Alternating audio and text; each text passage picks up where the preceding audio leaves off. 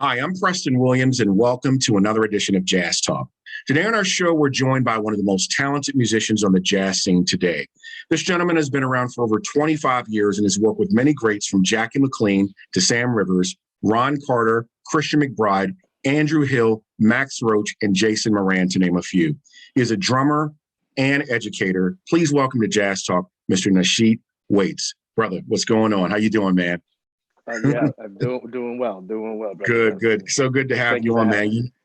Huh? No, I was saying thank you for having me. Yeah, it's a pleasure. It's a pleasure. Well, listen, man, as I said, you've been on the scene, oh gosh, for quite a while, probably close to 30 years, even more than 25. And I've been checking you out for a while. And you're originally from New York, right? You're a native New Yorker? Yes, yes. Okay. Now, I hmm understand that your father, the great drummer Freddie Waits, was instrumental in getting you started playing drums. Is that Oh true? yeah, oh yeah, most definitely, of course. Yeah, he. Some of my earliest memories was of him, being at the around him while he was playing the drums. So Yeah. yeah, He yeah. was fantastic. I've been checking him out a lot lately. He actually was did I think he was the drummer with Lee Morgan's probably last group. You sing the TV He show was. Soul. Your Oh dad no, no, opens up the yeah, show. Yeah, your yes, dad yes. opens up the show. It's like dark, and Freddie is just playing this groove, man. And then they're introducing everybody, and I'm watching the band with Lee Morgan and Billy Harper, and them. That was fantastic. But so you got you started at an early age, and you developed from there. Now, during that time period, I guess, were you playing like in school, high school, and then from there, of course, you went on to college? Because I know you went to Morehouse. Right, I did. No, my path was a little different in that regard. Hmm. I did start playing kind of early. I was around it as a child. Like I said, he took me with him to a lot of his gigs. So I can remember my favorite spot being like the hi hat. I would sit on the stage, and my job would be to hold the hi hat in place. Right. you know, on those floors that didn't have any rug or something like that.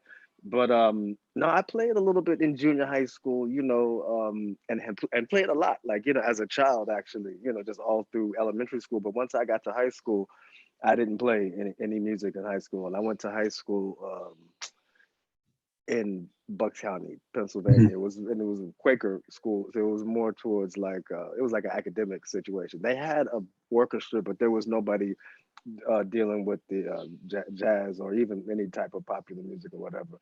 So, and they didn't really have a percussion instructor or anything like that up there. And I just didn't, in high school, it seemed like I was dealing with enough and whatnot, just the regular stuff that everybody else deals with. Even though I still loved the music, I wasn't playing. In my first couple of years at Morehouse, I wasn't playing either. I was studying history and psychology. Yeah, Yeah, interesting. So yeah. I guess you got serious about the music from there and started studying. Now you transferred, I believe, to Long Island too. Why'd you transfer schools? Well, what happened was my father passed away late in '89, Yeah, and so that I moved back from Atlanta to back to New York in '90. yeah, Um, and I and all my good friends were musicians, Abraham Burton and Eric McPherson, and we grew up in the same neighborhood together here in the village in New York City. And so I went and I would hang out with them and so forth. And and he also had a studio downstairs that had all his equipment, his drums and so forth like that down there. So it gave me an opportunity to get back, uh, get back with the instrument. And then there were some people who were already doing it, so I, I quickly found myself back in the musical environment. yeah. And when you were in college, you were studying, I guess, with a gentleman who sort of, I think, what introduced you to Max Roach, and you became a part of M Boom. Tell me about that, man. Well, my relationship with Max was predicated by my father's relationship with him because my father was in that group from its inception, and Yeah, like he was one of the him. founders, right? Yeah, exactly. Him and Joe Chambers and Roy Brooks and Warren Smith and Omar Clay, my father, Ray Mantia, Fred King. So Max was like an uncle to me, like a godfather, really. So he was Mm, really very, very close to my family. And after my father passed away, he was really very kind and generous with his time. And he also just wanted to make sure I was okay. And I have a younger brother, 10 years my junior. So he employed my brother to help, once my brother got a little older, to help him work on his archives and things like that, and then he would hire me, and not even hire me, he would just have me around, but he would, put some money in my pocket just to set his drums up and be around. And then I was around, I would help with the boom equipment. And this is while I started playing. So I started kind of playing again. And so I mean, I was seeing, these great masters. I was in the presence. I didn't realize how fortunate I was at that particular time to have him, to be able to not only to be, to be talking about the music or whatever, but it was really like just to be spending time with him in the car next to him, when he's driving back from different. I saw him produce some shows and things like that. So I got the behind the scenes. I was backstage when him and Cecil Taylor did that amazing duo concert Oh yeah, at Town Hall. yeah. So It was like 1990 or something like that. yeah, What? that's what I'm saying. It was like that Yeah, was like 1990 precisely. yeah, So I mean, I remember seeing all this stuff, being able to reference it. I didn't realize um how fortunate I was, like I said back then, but I realize it now. um, oh so yeah, so my relationship with him, was fostered for decades, really, yeah. before I That's actually beautiful. had the opportunity to actually play with Boom the few times I did that. Yeah, man, that's beautiful. And like I said, he must have seen the talent in you. One of the things that gripped me, caught my attention, you got an opportunity to do some type of a show with Max and Tony Williams and Ginger Baker played with you guys. The Tony Yeah, Williams. yeah, Tell me that was about that, man. That's incredible. yeah, that was one of my highlights. It came very early. It came very early. I think it was 95, I believe. And yeah, there was a concert in Verona, Italy. I remember, and it was in like a big coliseum, and the Keith Jarrett trio opened for the concert with Max and Ginger. So we were rehearsing for for um for for that gig here in New York prior to going to Italy, and Tony came to the rehearsals. I remember it was, and I was like, oh my god, because at this point, by that time, I had been playing kind of like for a few years and was actually working and stuff like that. But he was a hero because I was really trying to get into his, trying to really analyze what he was doing at that particular time. So to see him in real time was incredible. So we had the opportunity, and Boom, the percussion ensemble, played the music from his album Neptune. So Yeah, they the played story of Neptune, yeah, right? the story of Neptune. So we did excerpts of that, and then we also played some songs with Max, and then we played some like kind of like some, I guess, Norse and Viking folk songs that Ginger Baker had arranged and whatnot. So we did all that. So it was, yeah, that was a special concert. That was a special concert. Wow, man, that's amazing. I mean, Yeah, and did, I think 6 months what after type? that, Tony passed away. Actually, That's right. He it was died in it was. 97. Yeah. What type of advice did he give you, Nasheet?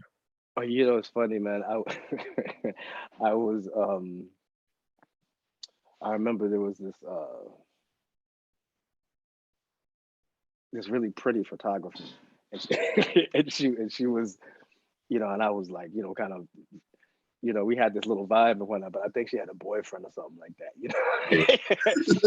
So I'm trying to talk to her when the boyfriend's not around, right? But the boyfriend is like, he's close on her, right? He's not like, he knows, like, he was like, I'm not gonna like let you, you know, be in this. He was like throwing her in a sea of piranha with all those musicians and whatnot around there. Cats was like, fine, right? So anyway, there was an opportunity because Tony was really elusive in the rehearsals. Like it seemed like it was almost like magical. Like he would disappear. We would rehearse, him and Max would talk. And he would. I never saw him like at dinners and stuff like that. Whatever. Like he was never there. When we after rehearsal, I'd see him in the Coliseum. He'd be like all the way up at the end of, at the last row of seats up at the top. I was like, my man's always. He was very he was like he didn't uh, fraternize with everybody else like that. Even though he was very nice and cool, don't get me wrong, but I mean, just like in terms of like the hangout thing, he wasn't really doing that. So there was a time I remember I was walking backstage for something, and I see this woman, and I'm like, oh, here's my opportunity. But then Tony came out at the same time, and I hadn't really had an opportunity to talk to him one on one, and I was like, and I had to take that opportunity to talk to Tony. I was like, even though you're a beautiful woman, but I was like, so that's when you make your decisions right there. What you go, what's more important, right? So and I remember asking him something about the bass drum technique, and he was like, well, whatever you're practicing, you should be practicing everything together. Like, no, don't just feel like you're going to practice something with your bass drum without using your other three appendages, because it's rarely going to come a time where you're just going to be playing the bass drum. You're going to be doing that in conjunction with your other limbs. So you want to have balance. You know, he was Mm. like, so he equated that jewel to me right there. You know, and that just the one on one. But I learned a lot just from seeing him up close. You know, Yeah. just by being able to spend that week or so in rehearsals. You know, I remember him trying for some stuff and not quite making it, and it made me feel good because I was like, okay, he's a human a little bit. You know, you put your heroes up on a pedestal like Max and like Tony. When you see them in real life, you see that they're you know, there's a humanity that they possess as well. Of incredible experience. Yeah, Nasheed, his name is, I mean, as far as any drummer, because I've had countless drummers on, we've talked about everyone, and his name is the one that keeps coming up. And everyone cites him. And it's funny, the recording where they really got exposed to Tony was Seven Steps to Heaven, but also on that Miles Davis Four and More. You know, Mm-hmm. even Pat Metheny was saying, he says, you know, Miles was Miles, but he says, man, who was that drummer? And he was just checking out the drummer, and Tony messed everybody up, you know? Yeah, yeah, Uh, yeah. just incredible. He was certainly. Yeah, and but you know, Max said something interesting about him. I mean, Max loved Tony, and he said he was one of the only few drummers that conquered the four-legged monster. That's, you know, he Right, referred to. He said that right. he loved Tony. But Yeah. I guess early on, not too long after that, you hooked up with Antonio Hart. I guess he heard about you. You started playing with him. What was it like working with Antonio, man? Um, yeah, like a lot of my early, and you find these relationships kind of like they come back around and cycle. Yeah, Um, like I said, Eric McPherson was a childhood friend of mine, really close, like one of my closest friends, him and Abraham, and he was going up to the University of Hartford. He was attending school at the University of Hartford, and yeah. he was starting to play with Jackie McLean. Well, Mm, Antonio was just leaving Roy Hargrove's band, and he was getting ready to start his own band, and he wanted Eric to play in his band, but Eric was already going to school and was up at Hart, so he said, "Why don't you call Nasheet?" So he called me, and I went over his house, and we rehearsed a little bit, and it was he lived in Brooklyn, and he was living in this he was living in a brownstone where he had like a room, and Greg Hutchinson had a room in there, and so did Burno. Dwayne Burno had a room in there, and I think hmm. it was in the room of the house of Gail Boyd and her husband, who was the lawyer, one of the lawyers for the Central Park Five. You know, so it was like that type of consciousness was around and whatnot. Yeah. Um, so yeah, and we went over there rehearsing, and after that we started playing, and I played together with Antonio up until around like '98. That's beautiful, man. Yeah, and like I said, when I found out that you had worked with Jackie McLean, I'm like, wow, one of the greatest altos like ever. And you Yeah, know, interestingly enough, he's got this thing with drummers because Lenny White was telling the story. He said first it was Tony, then it was Jack DeJohnette, then right. Lenny White, and here we got Nasheet Waits too. You know, so You know, yeah, everybody passed through. I mean, I shouldn't say everybody. My father played with Jackie McLean. That was the first time. Actually, I had an opportunity. Like I sat in on a gig that my father did with Jackie McLean when I was like 11 or 12 or something like that. And that was when I was probably playing more when I was 11 than I was when I was 19 because it was a big gap in there, right? But anyway, so I sat in and was playing, and that's when I met Antoine Roney for the first time because he was going to school up there at Hart. He had just started going to school. Antoine's a little older than me. He's like an older brother than me. But the first time I remember, and I think we played together. Like he came in and played, like, as Jackie always had a tradition of bringing his students up to the bandstand and playing on some songs. Um, so yeah, that connection with Jackie McLean was facilitated through Eric as well, because Eric was on tour with Abraham, and they were on tour, and so I got an opportunity to do some tours and some gigs with Jackie McLean, oh and then man, like that's an invaluable experience because he's one of those people who he's one of those band leaders that has some very specific ideas about what he wants. yeah, And so but it's a challenge for you to be able to be able to accomplish that.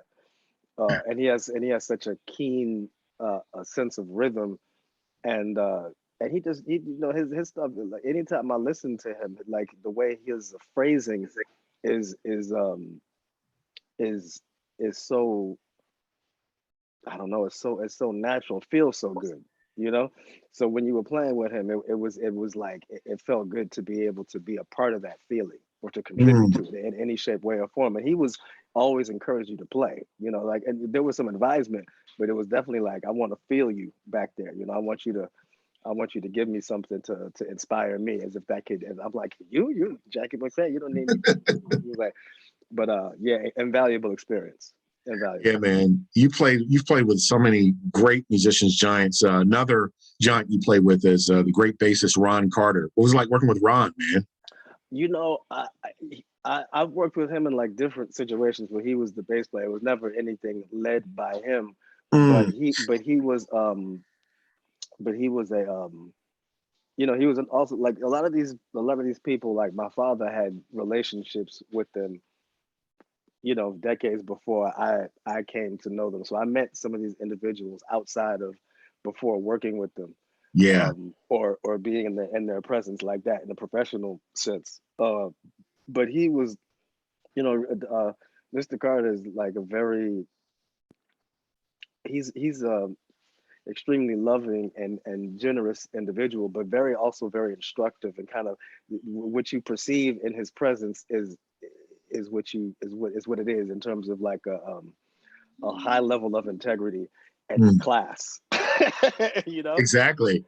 class and elegance and integrity. You know, and he's one of those people. We did a recording with Ethan Iverson a few years ago, trio recording.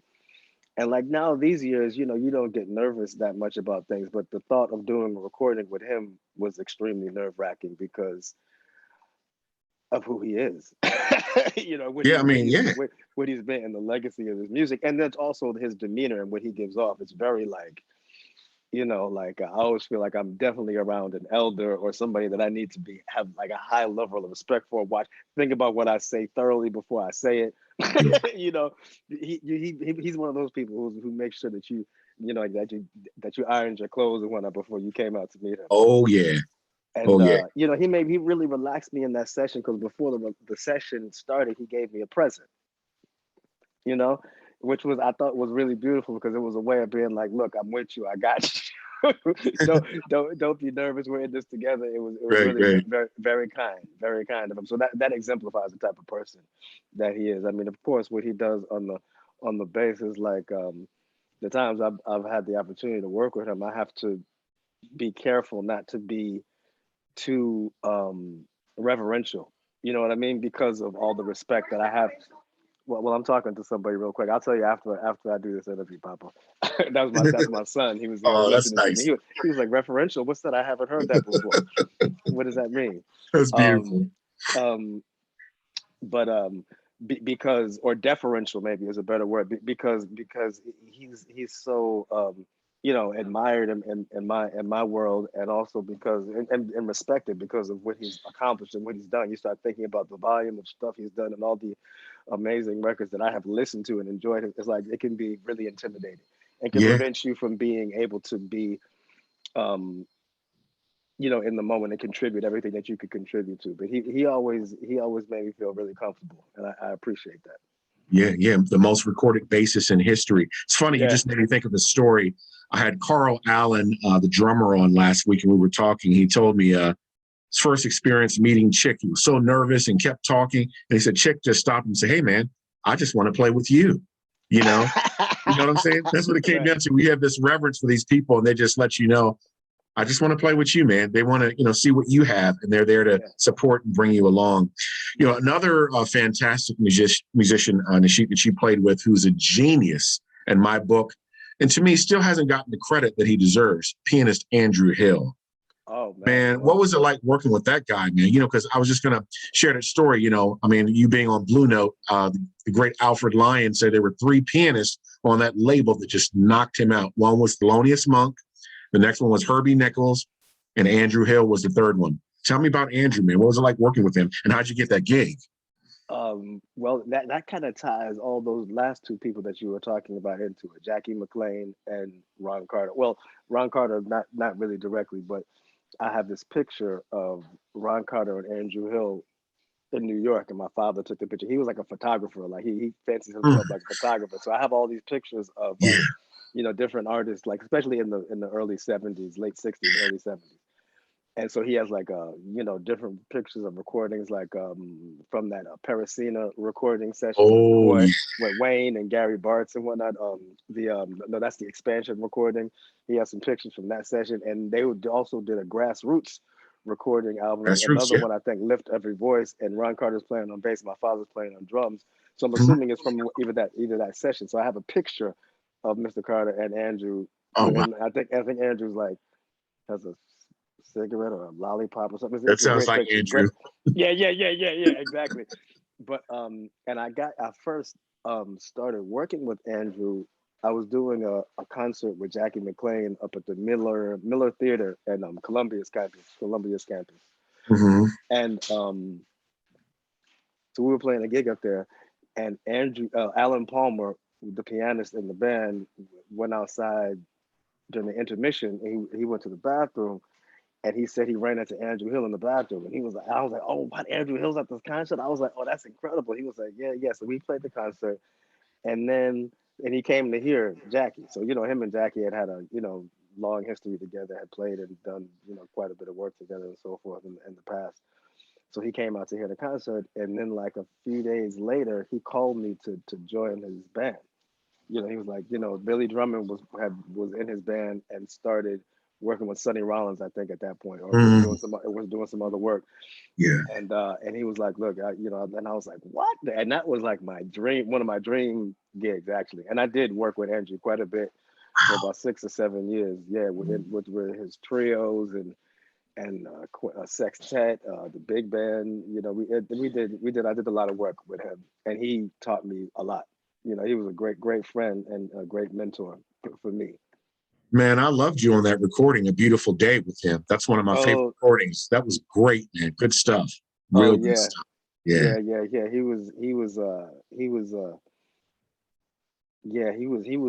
was a force, but in a way that was like it was like the gentle wind in a way, That's a good way to say it. Exactly. Yeah, just but brilliant, man. yeah, Because you think of pianists, especially during that time period, everyone talks, of course, McCoy Tyner, Herbie Hancock, and Chick Corea, but Andrew is there too, but in a different way. Just brilliant as a composer. Because it's almost like, you think about people like him, Cecil Taylor, and some of the other pianists. But yeah, Andrew was just something else. You've had a thing for pianists. You played with some great pianists. Stanley Colwell, who we just lost recently. You played with him too. Man, what was it oh like yeah. working with Stanley? Oh man, Stanley was. Now you're right about pianists, and I really feel fortunate in that regard.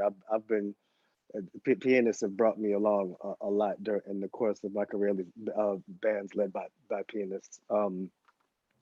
Stanley was one of the first people that I did like a week engagement at Sweet Basil here in New Mm, York City.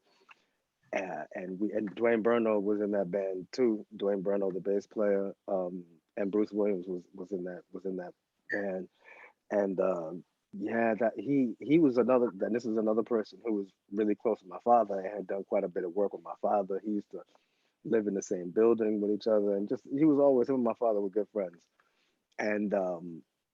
And he brought me along as well, and just we did a nice bit of work. It wasn't a lot of work, but it was like he was teaching a lot.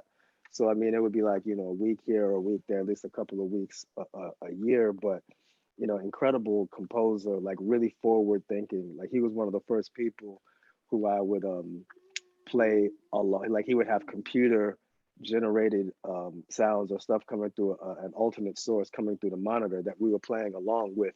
And I remember later on doing that with Jason some years later. But Stanley was the first one who introduced that concept to me, almost like playing along to a track type of thing while you were playing along with the music. I mean, he was way ahead in terms of what he was thinking of. Not somebody who was resting on their laurels at all, and just an incredible composer, mm, incredible facility and feel on the piano. Like he felt that. You felt his not only his presence but his like dominance over the keyboard, yeah. because he was one of the people who had maybe the most facility I've ever seen on the instrument. I remember Jason had like a week of special events at the Vanguard. I think celebrating its 80th anniversary. And one of the nights he had a pianist night where the format was they had a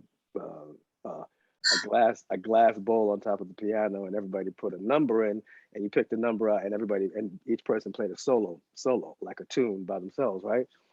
And when Stanley went, and there were five pianists. It was Stanley Cowell, it was Kenny Barron, it was Mm.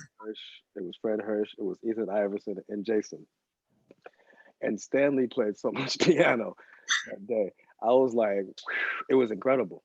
It Yeah. was incredible. Like during the course of one of his selections, it was almost like he was giving the history of the piano in one song, and it was just all up and down the piano, like Art Tatum Mm. type of technique, and facility on the instrument.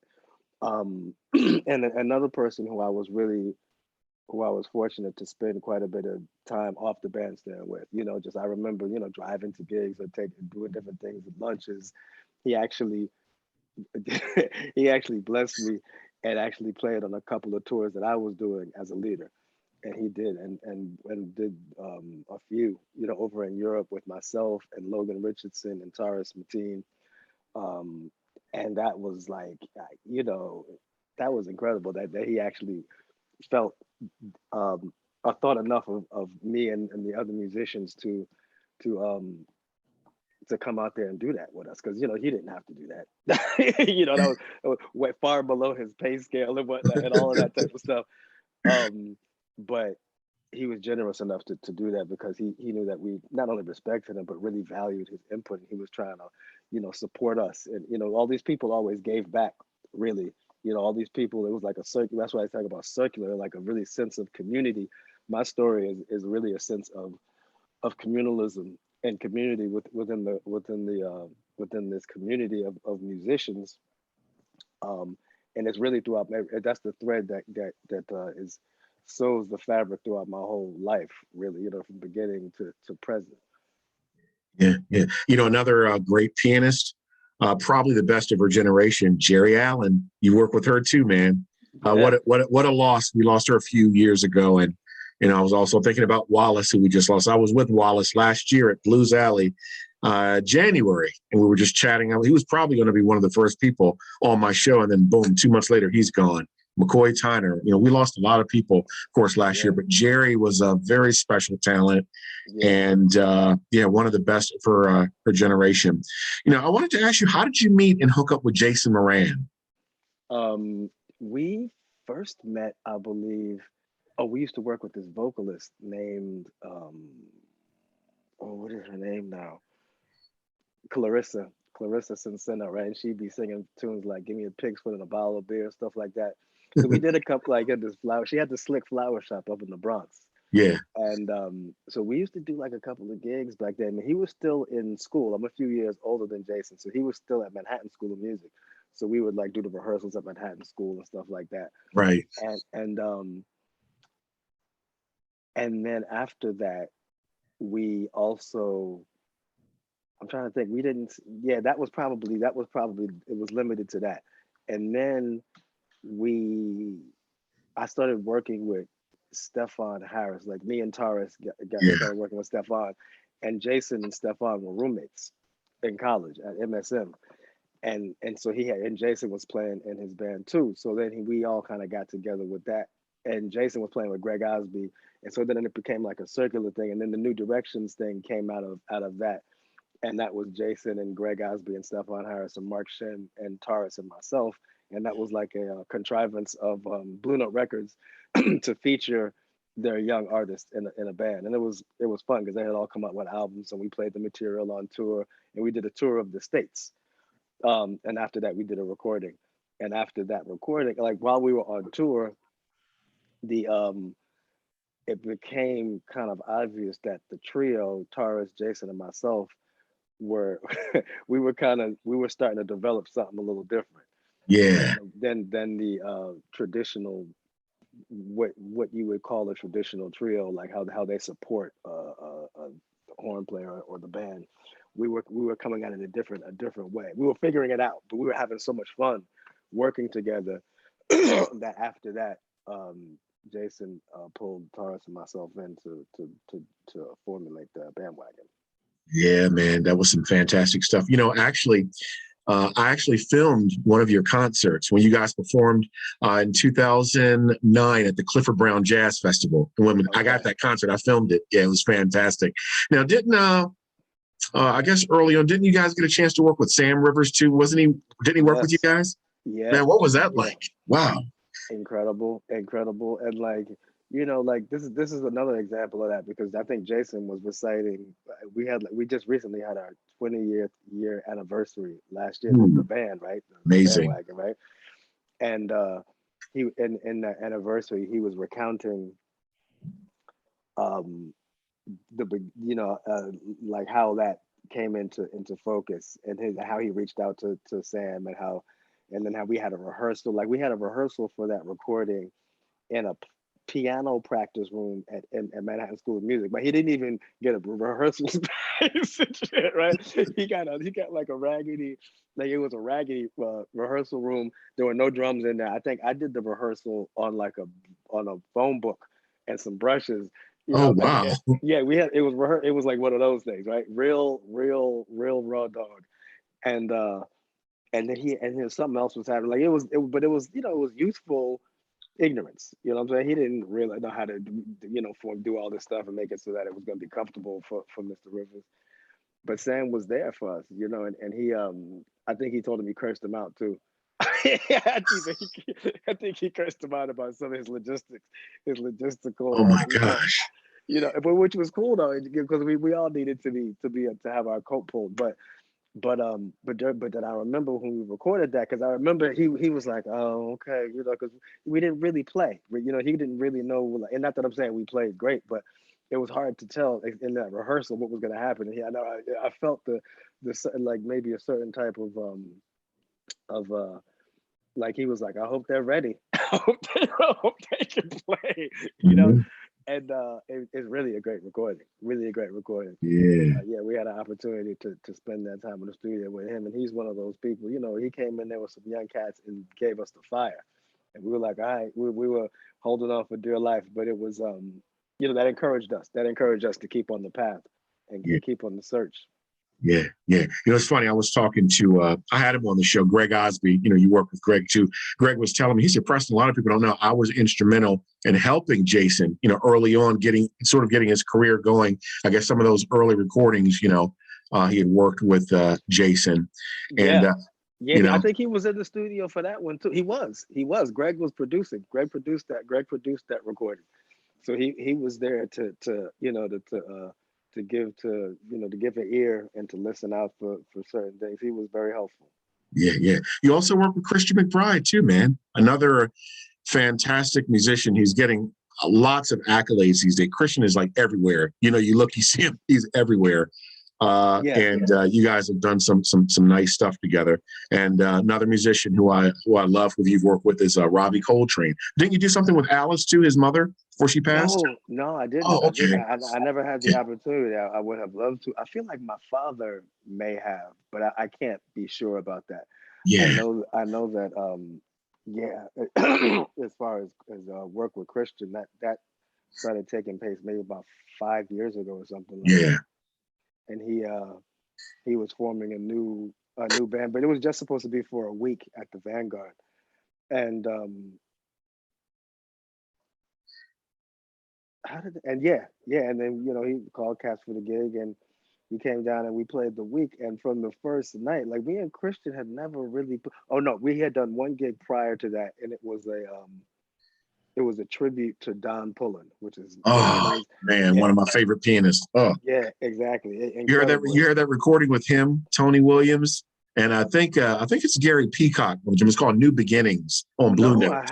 Man, you got to get that. Tony is a monster on there. It's from 1990. I believe it's out of print, but you may be able to find it, and it's excellent. It's from 1990. I think either that one or the follow-up. He was nominated or won a Grammy for that. So on Blue Note.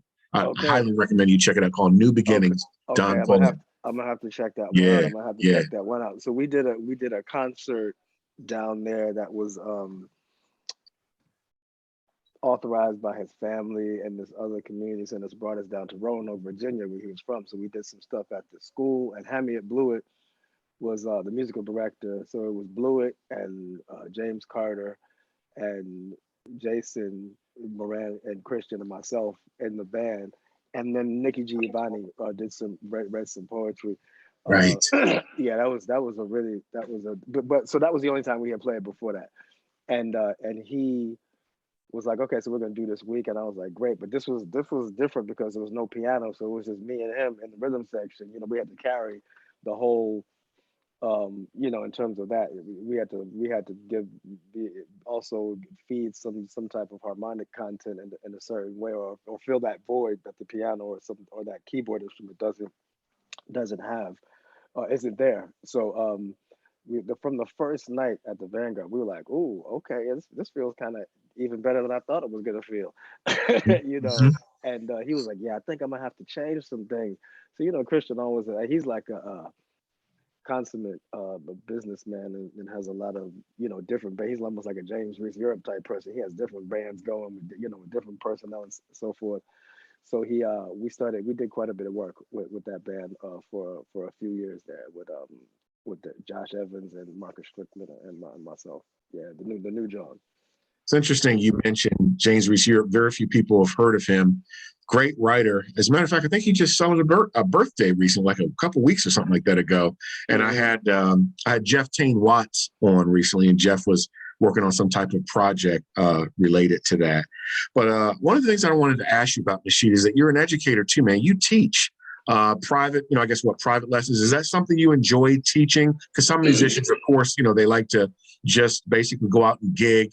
Teaching may not be their thing, but you seem to really enjoy doing that, huh? I do, but before I start talking about the teaching, I'm just going to say one more thing about James Reese Europe. I know that Jason Moran developed an incredible project around the compositions and workings of James Reese Europe. That Yes. I think you can see it on the Kennedy Center. But Jason did some extensive research on that, and it did an incredible job. I'm proud to have been a part of that, project. If you get an opportunity, check it out. As a matter of fact, I have seen little clips of it, and then there's a photo too. I think Jason has on Facebook. He's like visiting James's grave too. But Right, yeah, right, right. yeah. No, did some amazing work with that. As far as the teaching goes, I've been teaching, for about 20 years or so. Like once I thought about it, and I have taught at the New School Hmm. and City College, at Queens College, and I also, and most recently, I just started teaching at the NEC. I'm now a professor at NEC. Oh, fantastic, man. That's So beautiful. yeah, so teaching it's been something that I've I've grown more comfortable with, and it's so informative for me actually. You think of it as generally like you're imparting some stuff to your students, but a lot of times that circle of knowledge and whatnot circles right back around to me and whatnot, where I'm Yeah, like, it's either like shoring up some things that I need. There's aspects of this music that you practice until the day you don't play anymore, just to be able to keep your stuff together, just to be able to keep your stuff, your facility together, and you loose and so forth. So I mean, you never keep learning, and when you're teaching, it just keeps the mind fertile. You learn a lot, and you get in tune with the younger people are involved with. It's very inspiring. yeah. I'm sure it is. Now, I wanted to ask you, Nishi, when you're just home chilling out, like you are with your son right now, taking it easy, what are you listening to, man? What type of music are you playing? I'm just curious. What does Nasheet Waits listen to when he's at home? I listen to a bunch of I listen to a lot of everything. Just recently, my son, he's 8, and he likes music too. He can play piano and guitar and Mm. stuff like that. But his like taste is like rock music. He's like, yo, I like rock. That's my thing. And I was like, okay. Um, so I was exposing him to some Fishbone and Yeah. some Bad Brains, because he's like, yeah, I like punk. He's like, I like punk music. I was like, really? What Okay. do you know about punk? And I have an old computer, and on my computer has a bunch of, on my iTunes, it's like, like Ralph Leslie calls it file sharing. You go on the road with somebody and you're like, yo, what kind of stuff you got? Oh, let me get some of that. You might not even ever get to a lot of it. So I have Right. country music on there. I had all kinds of stuff, Brazilian music, just any type of music. And my son would go and, surf the iTunes and be like, oh, check this out. Let me listen to this. Or let me check this out. So his knowledge of music is pretty wide already. Like he knows a lot of different stuff. But we were talking, I was driving him up to school last week, and that's our listening. We have like a listening half hour while I drive him to school, and we just go through different stuff. So most recently, I was listening to that. I was listening to Willie Hutch. He wrote the soundtrack for the Mac. I was listening to Willie Hutch, funky, but he wrote Yeah. like orchestra with the orchestra and everything. The I Choose You, incredible. Um, like my cousin hit me to now I'm showing my age. He was playing like some David Ruffin. He was Oh, playing some yeah. David Ruffin. I was revisiting some just this past week, some Motown. And actually my father played on some of these cuts, like Dancing in the Streets. He played on Dancing in the Streets for Martha Reeves and the Vandellas, and Pride and Joy, Marvin Gaye. And then I was also listening to Ain't No Mountain High Enough, another Marvin Gaye, Tammy Terrell one. That's like one of my favorite songs of all time. Yeah. Yeah. That's such a like, and when you check it out, it's different. It's got some different twists and turns in it, but it's incredible. So I mean, just the last few days, that's what I've been checking out. I've had a lot of time during this time, as everybody has to listen to a lot of music, so I've been taking cues and references from all kinds of people. You're asking your friends, yo, what you checking out? What's going on? They're like, yo, check. I'm like, okay, great. Let me check this new stuff out. So, you know how that is. Great, man. And I wanted to ask you, when you see like old footage of your dad playing, do I guess your approach and the way that you play, is it a lot like him, or would you say it's completely different? And just out of curiosity, if your dad was still here, what do you think he would say about your playing, Nasheet? I don't even know. That's a good question. I've never actually been asked that question. That's a good one. I don't know what I think my father would say to me. I would hope he would be like, yeah, man, you're coming along. It might be something like that. Yeah, you're coming along. You have to, you know, um, but I mean, physically, I think I do things that he does or that he did unconsciously. Hmm. That it's like just because I'm a product of him and my mother. I just do mechanically. I have certain physical like habits and just mannerisms that are completely his. Mm. And when I see certain things of him at the set, I'm like, oh yeah, I do the same thing, but it's not conscious. It's just stuff it's very natural. It's very natural. I feel like we play a little differently. I mean, I consciously didn't, especially early. Like now, I'm starting to listen to more of the music that he recorded. But when I was younger, and in some of the in the formative stage, at least professionally speaking, I I purposefully didn't listen to a lot of his stuff because I felt like I didn't want to become a clone of Right. anybody, and I thought that would be that of course was like my first primary source. So I didn't want to then just become like a clone of him. I was like, I'm gonna have to form my own identity in the music. And everybody that I was around, all my teachers, I only studied with Michael Carvin as like a drum teacher, Hmm. but they all encouraged me. I mean, nobody told me don't listen to your father. They never told me that. But what they did tell me was that you need to be focusing on your voice and developing that. Yeah. Within you always like having one step in the past and one in the future in terms of being able to cultivate your knowledge and your connection to the culture, but then also wanting to be a part of the force that moves it forward. Yeah, yeah. Just sitting here thinking about drummers, Roy Haynes popped in my mind. That cat will be 96 this month, Nasheet. Isn't that Incredible. incredible? Incredible. I mean, his resume is unbelievable. I mean, who he's played with, it's just unreal. And I caught him about a little over a year ago. He was at Keystone Corner in Baltimore. And yeah, just he can still play his butt off. And I also caught, and this is just before he passed away too, Jimmy Cobb. Mm. Cats like that, man, who are in their 90s, or people who are still with us, you definitely want to pick their brain, ask them Yeah. questions, Exactly. just so much history and knowledge, man. It just blows me away. Yeah. Listen, my friend, I want to thank you so much, man, for being on Jazz Talk today. You're a class act. Love just sitting here sharing this time with you, man, and talking about your career. Hang on, I'm about to close out the show. Okay. You've heard it from the great Nasheet Waits. And as the saying goes, if the music grooves and makes you move, it must be jazz. I'm Preston Williams with Jazz Talk signing off. Peace.